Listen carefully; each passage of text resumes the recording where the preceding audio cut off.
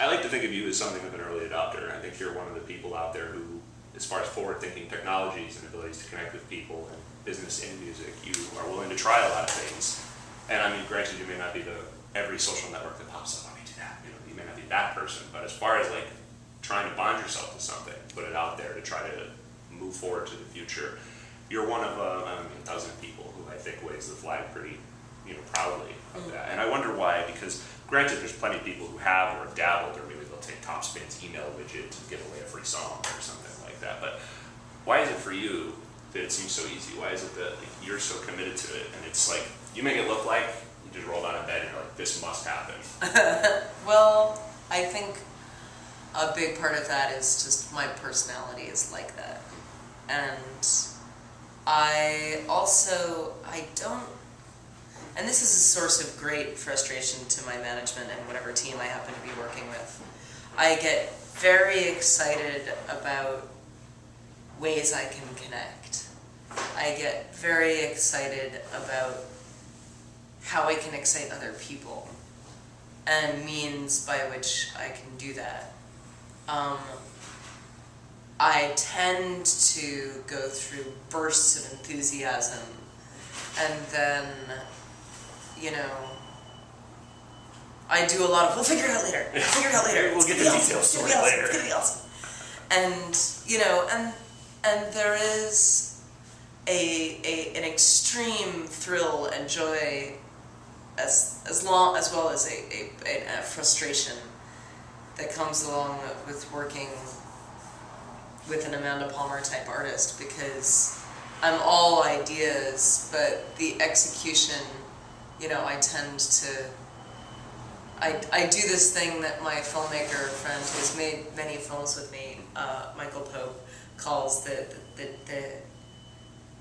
you call it? It's either the 10 to 15 minute problem.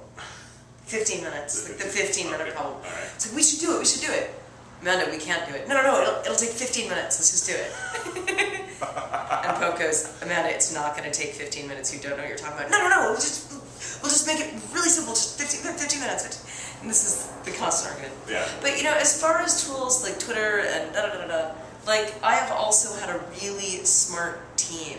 Like, Sean Francis on my internet team is the, plugged-in geek in the background who's always paying attention to other people and things.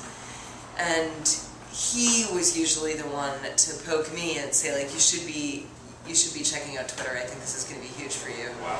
And often in these areas, my team or him will get some resistance from me, and I'll say, I don't really get it. I don't know.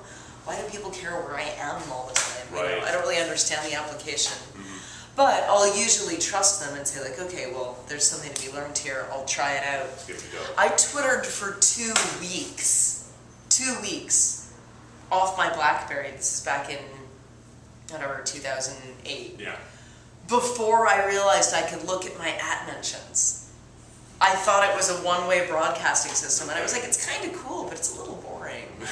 And then someone showed me on my phone, they're like, no, you can see whoever's mentioning you. And I was like, oh, that's exciting.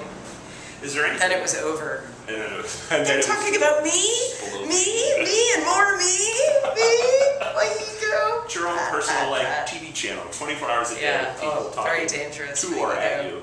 And in that regard, is there anything you've tried that failed? Is there anything you tried that you thought this would be excellent and amazing, and then when you saw the practicality of it? Yeah, nothing huge, and nothing that I've put a lot of energy into.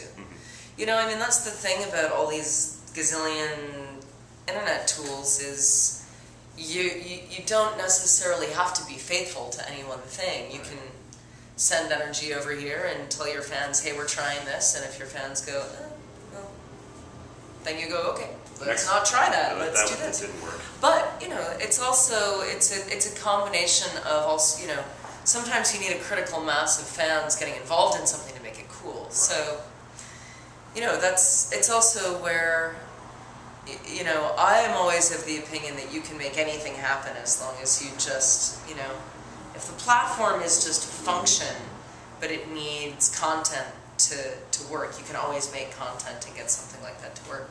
one of the things that happened to me a lot a few years ago, and it doesn't happen quite as much anymore, but when I got to be known as the internet artist and the social media queen and stuff, I would just get piles of emails of, we're starting a new company, we're gonna do this rad new thing, and it was mind-numbing, the amount of people and startups who needed me to go out and, show my fan base this cool new technology. Look, we've got a But at a certain point, I was like, I don't really need that much.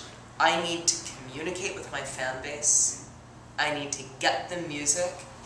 And I need to get them to my shows, and give us a way to talk and give us a way to be together. Right. And other than that, I don't need my fans playing video games of avatars that look like me and my band.